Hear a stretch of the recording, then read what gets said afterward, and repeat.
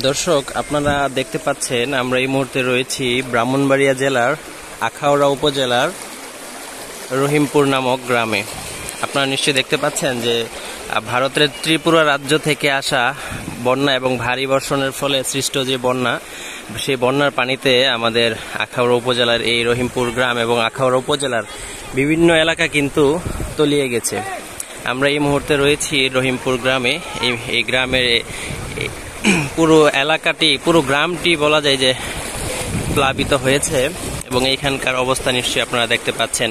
মানুষ যাতায়াত করছে রশিতে ধরে, কোনো রকম মানুষ যাতায়াত করছে। অনেকে আবার মাছ ধরার চেষ্টা করছেন এবং পানির যে স্রোত, আপনারা কিন্তু এই স্রোতটি দেখতে পাচ্ছেন যে এইখানে আমরা যে জায়গাটিতে দাঁড়িয়ে আছি এটা একটি রাস্তা।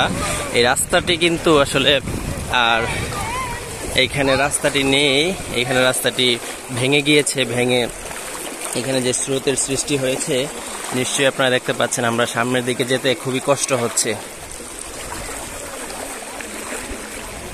আমরা কিন্তু ভিজে ভিজেই কিন্তু সামনের দিকে আসলে যাচ্ছি।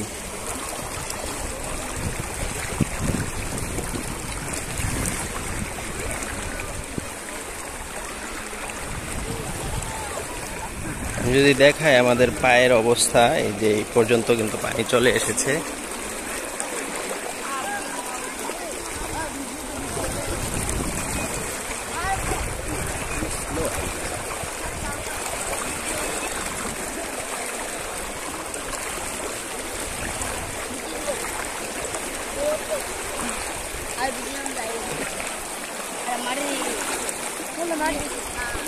আপনারা দেখছেন এই পুরো এলাকা, আশপাশের মোটামুটি অনেক গ্রাম, আসলে অসংখ্য গ্রাম কিন্তু বন্যার পানিতে প্লাবিত হয়েছে।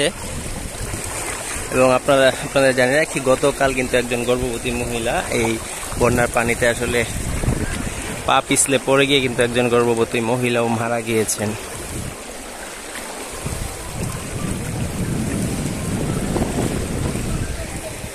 আপনাদের যদি ওই পাশটা দেখানোর চেষ্টা করি,